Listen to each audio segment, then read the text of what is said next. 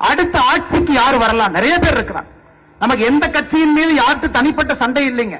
நமக்கும் திரு விஜய் அவர்களுக்கும் வாய்க்கால் சண்டை இல்ல, நமக்கும் அண்ணன் சீமான் அவர்களுக்கும் சொத்து பிரச்சனை இல்ல, மேடையில் இருக்கிறவங்களுக்கு எல்லாம். நான் கேட்பது, அடுத்த ஆட்சியில் இருக்கிறவங்க எப்படி இருக்கணும்? ஆட்சியில் இருப்பவர்கள் ஆள தகுதியானவர்கள் ஆட்சிக்கு வரணும். அந்த பொறுமை இருக்கணும், மக்களுடைய பிரச்சனையை தெரிஞ்சிருக்கணும், அடிப்படையில் அந்த கட்சிக்கான கட்டமைப்பு இருக்கணும். ஒரு முதலமைச்சர் நாற்காலில் உட்கார்றாங்கன்னா, ஐயா சேப்பாக்கம், ஐயா சிந்தாதிரிப்பேட்டைனா, ஓ இதுதான் சிந்தாதிரிப்பேட்டையில பிரச்சனையா? அதனாலதான் கர்ம வீரர் காமராஜர் ஐயாவை பற்றி சொல்லுவார்கள், ஆட்சிக்கு வருவதற்கு முன்பே தமிழகத்தை 2 முறை நடந்தவர் என்று சொல்வார்கள். ஆட்சிக்கு வருவதற்கு முன்பே காமராஜர் ஐயா 2 முறை தமிழ்நாட்டை சுத்தி பார்த்தார். அதாவது முதலமைச்சருடைய நாற்காலிக்கு ஒரு கோப்பை போச்சுன்னா, ஒரு ஃபைல் போகுதுன்னா, ஒரு கோப்பு போகுதுன்னா, அந்த ஃபைலை பார்த்தோன்னே அவர்களுக்கு தெரியும் அந்த பகுதியில் யார் இருப்பாங்க, பாலத்தை இப்படி கட்டினா என்ன பிரச்சனை வரும். ஒரு முதலமைச்சருக்கு அந்த அளவுக்கு தெரிந்திருந்தால் மட்டும்தான் அகண்ட நிலப்பரப்பாக இருக்கக்கூடிய நம்முடைய தமிழகத்தை, 8.5 கோடி மக்கள் இருக்கக்கூடிய இந்த நிலப்பரப்பை ஆள்வதற்கு அந்த முதலமைச்சருக்கு தகுதி அந்த நாற்காலியிலிருந்து தெரிந்திருக்க வேண்டும். அதனாலதான் நான் யார் மீதும் தனிப்பட்ட விமர்சனமோ குற்றச்சாட்டோ வைக்கல. ஆனா இன்னைக்கு முதலமைச்சர் வேட்பாளராக இருக்கக்கூடிய எத்தனை பேர் வீட்டை விட்டு முதல்ல வெளியே வந்திருக்கின்றார்கள், தெருவுக்கு இறங்கி இருக்கிறாங்க. ஒரு தெருவனுடைய பிரச்சனை அவர்களுக்கு தெரியும். ஒரு மீனவர் குப்பம் என்று சொன்னால் எத்தனை மீனவர் குப்பத்துக்கு போய் உட்கார்ந்து மீனவ நண்பர்களோடு உணவருந்தி இருக்கிறான். இந்த சாலையை பழுது பார்க்கணும், இங்கே பாலத்தை போடணும், இங்க மாத்தணுங்க, மெட்ரோ ஜங்ஷனை மாத்தணும்னா முதலமைச்சருக்கு தெரியலனா அதிகாரிகள் தான் ஆட்சி செய்வார்கள். தமிழகத்தில் நீங்க நல்லா யோசிச்சு பாருங்க, இன்னைக்கு ஆள தகுதியானவர்கள் யார்? இன்னைக்கு யார் இருக்காங்க? ஆள்வதற்கு யாருகிட்ட கட்டமைப்பு இருக்கு? யார் வந்தால் மக்களுடைய பிரச்சனையை சரி செய்வார்கள் என்று நீங்கள் வாக்களிக்க வேண்டும். இல்லாட்டி என்ன ஆகுனாங்க ஐயா, பேய் வேண்டான்னு பிசாச கல்யாணம் பண்ண மாதிரி ஆயிரும். எனக்கு பேய் வேண்டாம், திராவிட முன்னேற்ற கழகத்தினுடைய ஆட்சி பேய் வேண்டாம் என்று சொல்லி மாற்றத்திற்காக ஓட்டு போறேன், பிசாச போய் கல்யாணம் பண்ணிடக்கூடாது. மறுபடியும் சொல்லுகின்றேன், யார் மீதும் நாம் குற்றச்சாட்டு வரல, தகுதி படுத்திக்கிட்டு வாங்க, யாரையும் வேண்டாம் என்று சொல்லு. அரசியல் என்பது 5 ஆண்டு 10 ஆண்டு 15 ஆண்டு கீழே மக்களோடு மக்களாக நின்று, வேறையோடு வேறையாக நின்று, அவமானப்பட்டு அடிபட்டு ரத்தம் சிந்தி அதன் ஒரு தலைவன் முளைத்து மேலே வருகின்றான் இல்லைங்களா? அந்த தலைவன் இந்த மக்களை ஆளுவதற்கான தகுதி அந்த தலைவனுக்கு இருக்கும். ஆனால் மற்ற எந்த தலைவராக இருந்தாலும் தகுதிப்படுத்திக் கொண்டு வாருங்கள். தகுதிப்படுத்தாம வந்து மாற்றம் என்று சொன்னீங்கன்னா தமிழ்நாட்டு மக்கள் அவ்வளவு எளிதாக வாக்கை கொடுத்து விட மாட்டார்கள், அவ்வளவு எளிதாக ஏமாந்து விட மாட்டார்கள். அதனால்தான் அருமை சொந்தங்களே, இந்த ஃப்ராடு மாடல் ஆட்சி நமக்கு வேண்டாம், இது தூக்கி எறியப்பட வேண்டும். இன்னைக்கு நீங்க பாருங்க, இன்னைக்கு என்ன நடக்குது? உதயநிதி ஸ்டாலின் இன்னைக்கு காலையில கோயம்புத்தூர் பொள்ளாச்சி பக்கத்துல இருந்தங்க ஐயா, அங்கே உதயநிதி ஸ்டாலின் அவர்களை பார்த்து அவருடைய மீட்டிங் அங்க நடந்துகிட்டு இருக்கு. திரு மு.க. ஸ்டாலின் அவர்கள் அவங்களும் ஒரு பக்கம் சுத்திக்கிட்டு இருக்கிறாங்க.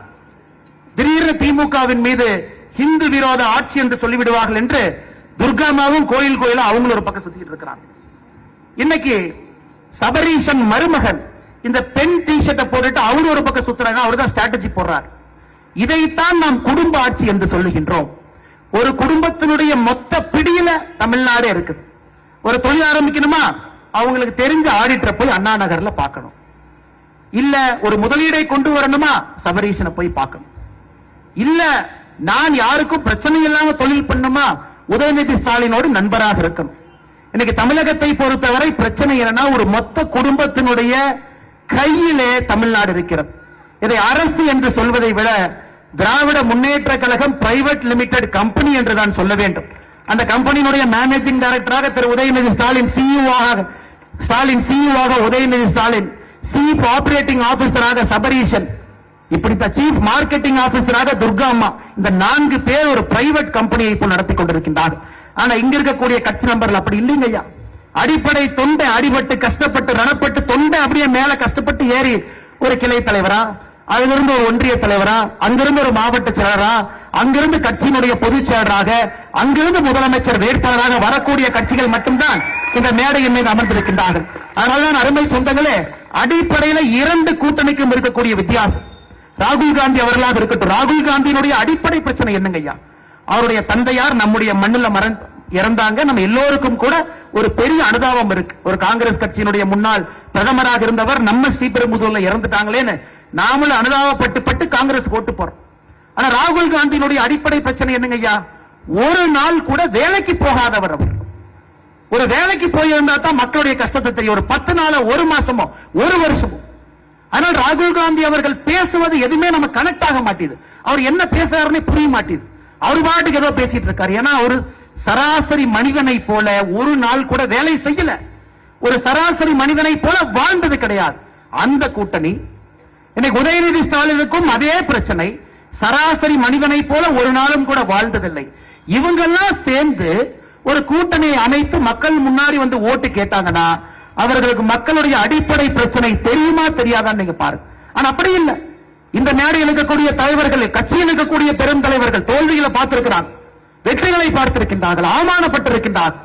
மக்களோட மக்களாக 30 ஆண்டு, 40 ஆண்டு, 50 ஆண்டு காலம் பயணம் செய்திருக்கின்றார்.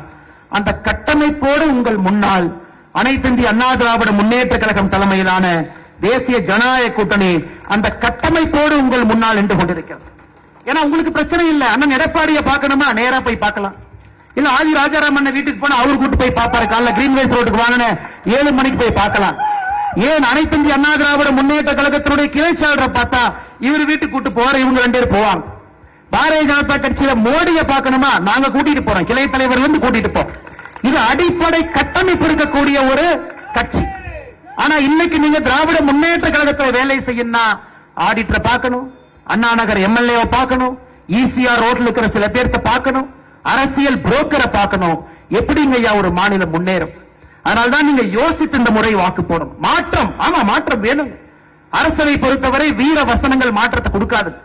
கட்டமைப்பு, அனுபவம், கீழே இருக்கக்கூடிய தலைவர்களுக்கு மக்கள் தொடர்பு, மக்களுடைய பிரச்சனையை ஆழ்ந்து புரிந்திருக்கக்கூடிய அனுபவம், அவர்கள் இருக்கும் பொழுது உண்மையான மாற்றம் வரும்.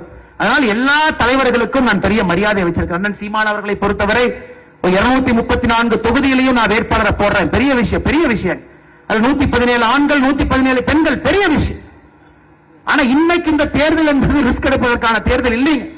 10,62,000 கோடி ரூபாய் கடன் 5 ஆண்டு தப்பு பண்ணினாங்க ஐயா, தமிழ்நாடு முடிச்சிடும்.